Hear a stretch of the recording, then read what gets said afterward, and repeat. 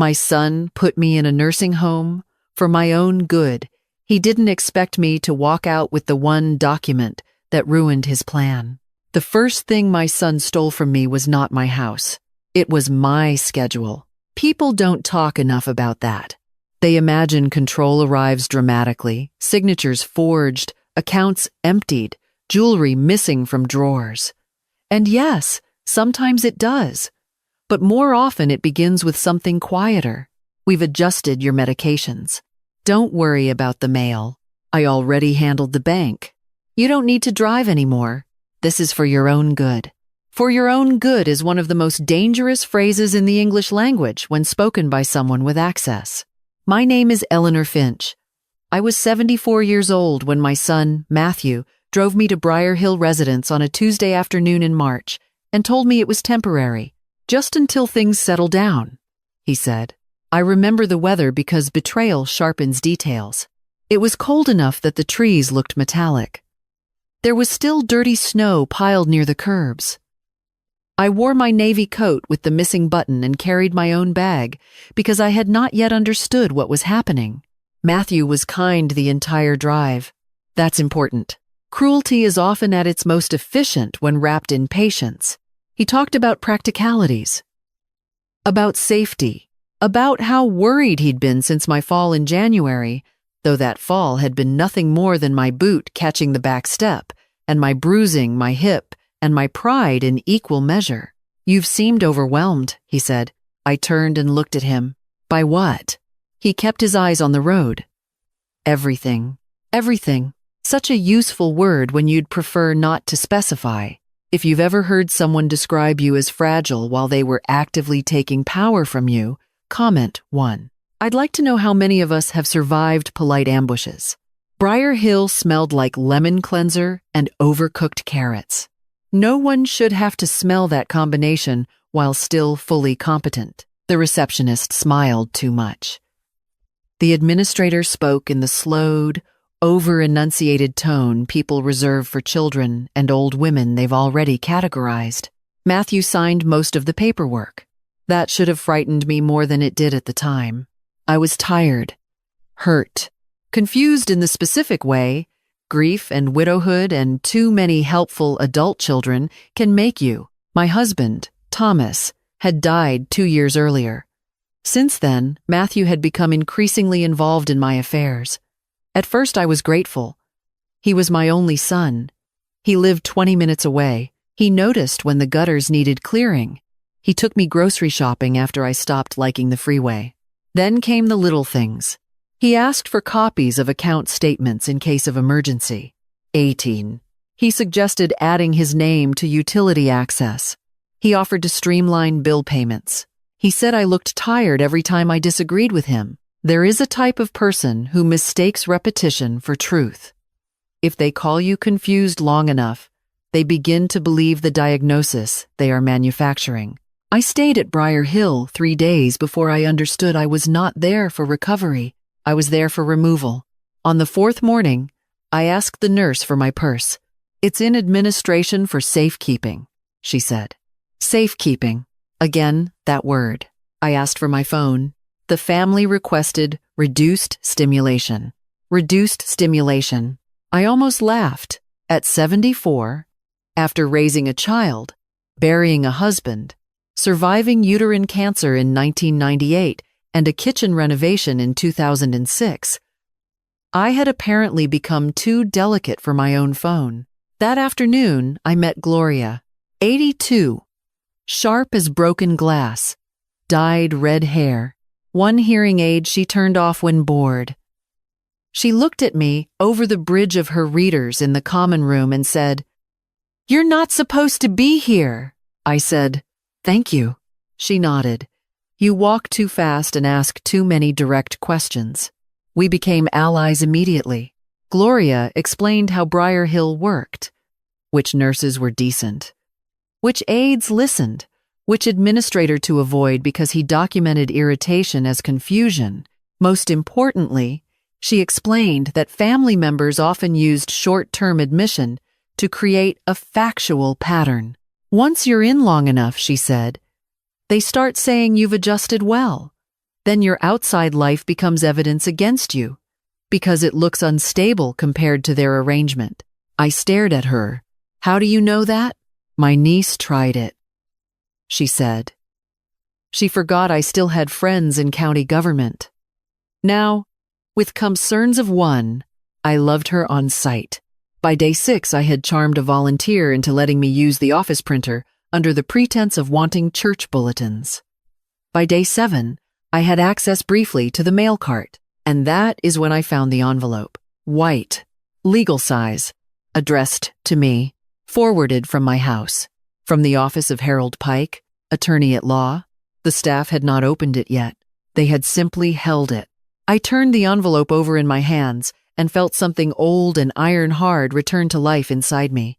Because Harold Pike had been my husband's attorney for 30 years, and he did not send letters without reason. I hid the envelope inside a magazine and took it back to my room. Yes, I know. At 74, I was sneaking legal mail down a hallway in orthopedic shoes. Life is humiliatingly theatrical when necessary. The letter was dated 4 days earlier. It informed me that Mr. Pike had been unable to reach me regarding a required co-trustee certification connected to the Finch Family Property Trust. I sat down so abruptly the bed squeaked. Property trust. Thomas. Of course. My husband handled the long-form legal structures in our marriage because I handled the long-form realities. We each had our domains.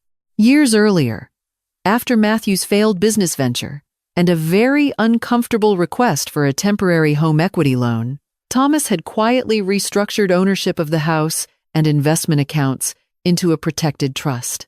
He had told me the broad strokes. I had not remembered the mechanism. The house could not be sold, refinanced, or transferred without both trustee signatures. Mine and Harold Pike's.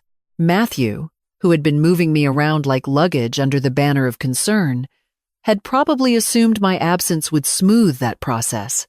Only it hadn't. Because documents, unlike sons, do not confuse access with entitlement. If you're still with me, comment 1. This is the part where politeness starts losing. The next morning, I asked to call my church. Instead, I called Harold Pike Collect from the activity office while pretending to register for a hymn-singing volunteer list. He answered on the 3rd ring. Mr. Pike, I said quietly, this is Eleanor Finch, and my son has made a very serious mistake. By noon, he was at Briar Hill. By 1:30, he had established that I was legally competent, improperly restricted from communications, and in possession of enough clarity to make the administrator visibly regret several recent choices. Matthew arrived at 3. I will give him this. He looked genuinely surprised to find me in the consultation room wearing lipstick and reading my own trust letter. Mom, he said, then stopped.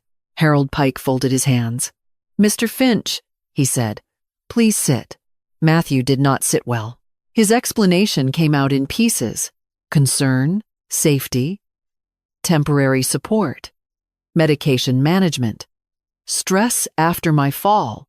Harold listened. Then he asked one question. Did you or did you not begin inquiries about sale preparation for Mrs. Finch's residence? Matthew's face changed. Tiny shift, but fatal, because innocence answers quickly. Planning does math. I was only exploring options. Without trustee authority. I'm her son.